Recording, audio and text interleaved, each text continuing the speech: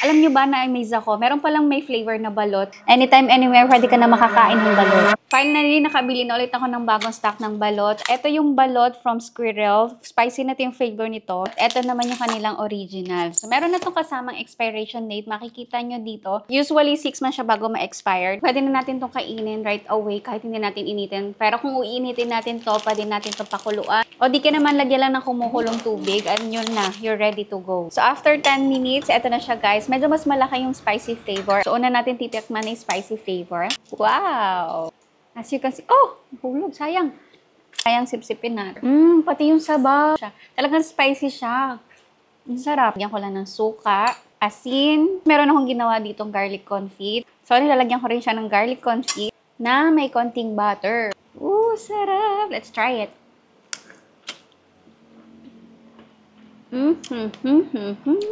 Ang sarap! Kung nagkikrave ako, sa online na lang talaga akong bibili ng balot. So, yung presyo nito, bawat isa is 25. Minsan nagka-20 pa kapag sale. So, kapresyo lang siya ng mga nilalakang balot. Ang kagandahan dito, hindi na kayo maghahanap pa. Kapag nagkikrave kayo, pwede na lang kayo mag-stock. Let's bite. Sarap.